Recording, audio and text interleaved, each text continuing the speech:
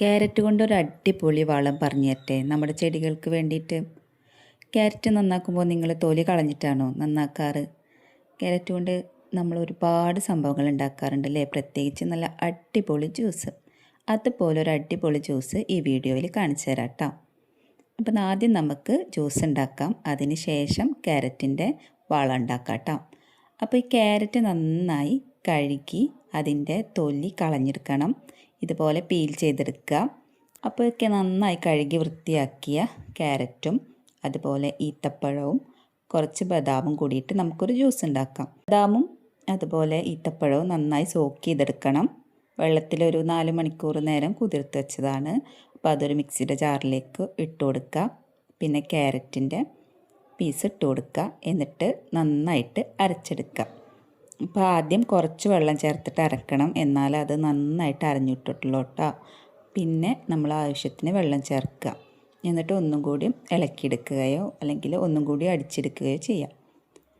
പിന്നെ നമ്മുടെ കയ്യിൽ ഒരുപാട് ക്യാരറ്റ് ഉണ്ടെങ്കിൽ ഇതുപോലെ ഒരു പ്ലാസ്റ്റിക് ബോട്ടിൽ എടുക്കുക, എന്നിട്ട് അതിൽ സൂക്ഷിച്ച് വെക്കുക കേട്ടോ. ഇങ്ങനെ പ്ലാസ്റ്റിക് ബോട്ടിൽ ഇട്ട് നന്നായിട്ട് ടൈറ്റ് ചെയ്തിട്ട് അടച്ചിട്ട് ഫ്രിഡ്ജിൽ സൂക്ഷിച്ചാൽ ഒരു മാസം വരെ ക്യാരറ്റ് കേടുകൂടാണ്ട് ഇരിക്കും. ഇപ്പോൾ ക്യാരറ്റ് കൂടുതലുള്ളവരൊക്കെ അങ്ങനെ സൂക്ഷിക്കുക. എന്നിട്ട് നമുക്ക് ഈ ജ്യൂസ് കുടിക്കാം. ഈ ജ്യൂസിൽ ഒരുപാട് ഗുണങ്ങളുണ്ട്, ചെറിയവർക്കും മുതിർന്നവർക്കും നല്ല ഗുണമുള്ള ഒരു ജ്യൂസാണിത് കേട്ടോ. പഞ്ചസാര ഒട്ടും ചേർക്കാതെയാണ് ഞാൻ ഈ ജ്യൂസ് അടിച്ചിട്ടുള്ളത്. ഈത്തപ്പഴം ഉള്ളത് കാരണം നല്ല മധുരമുണ്ട്.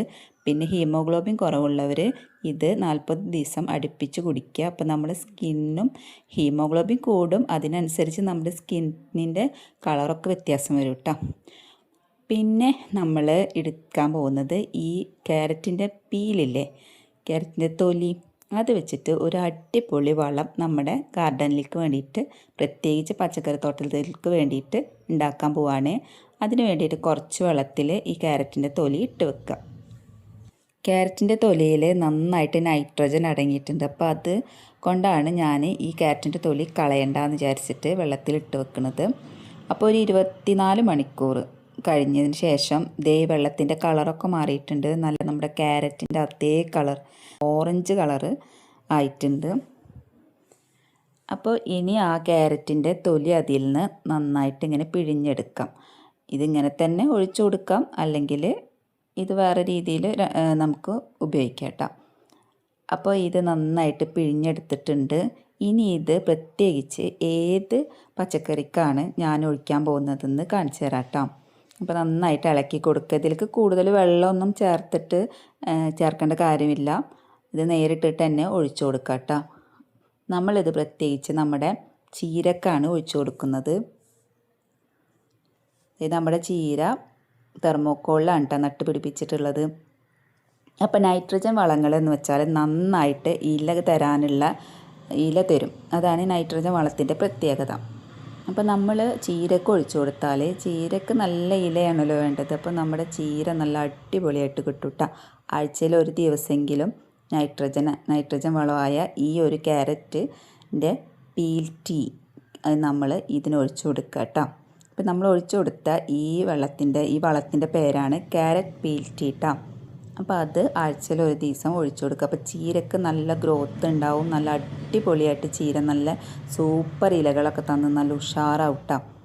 ഇനി നമ്മൾ പിഴിഞ്ഞെടുത്ത ആ ക്യാരറ്റിൻ്റെ പീല് നമുക്കിതിൻ്റെ അടിയിൽ ഇട്ട് കൊടുക്കാം. ഇത് പെട്ടെന്ന് അഴുകി ചേരുന്ന കമ്പോസ്റ്റായി കിട്ടുന്നതാണ് ഈ ക്യാരറ്റിൻ്റെ തൊലി. അപ്പോൾ നമുക്ക് പെട്ടെന്ന് തന്നെ ഇതിലേക്ക് പിടിച്ചു കിട്ടിക്കോളും. നമ്മൾ ഈ ക്യാരറ്റിൻ്റെ തൊലി വെച്ചിട്ട് കമ്പോസ്റ്റും ഉണ്ടാക്കാം കേട്ടോ. ഇതുപോലൊരു ഡപ്പിയിൽ കുറച്ച് മണ്ണിടുക, എന്നിട്ട് ഈ ക്യാരറ്റിൻ്റെ തൊലി ഇട്ട് കൊടുക്കുക, പിന്നെ അതിൻ്റെ മേലെ കുറച്ച് മണ്ണിടുക. അങ്ങനെ ഒരു ഡപ്പിയിൽ ഇട്ട് വെച്ചാൽ ഒരു മാസത്തിൻ്റെ ഉള്ളിൽ നല്ല അടിപൊളി കമ്പോസ്റ്റ് നമുക്ക് ഉണ്ടാക്കിയെടുക്കാവുന്നതാണ്.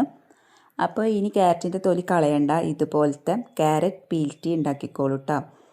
നമ്മുടെ ചീരക്ക് പ്രത്യേകിച്ച്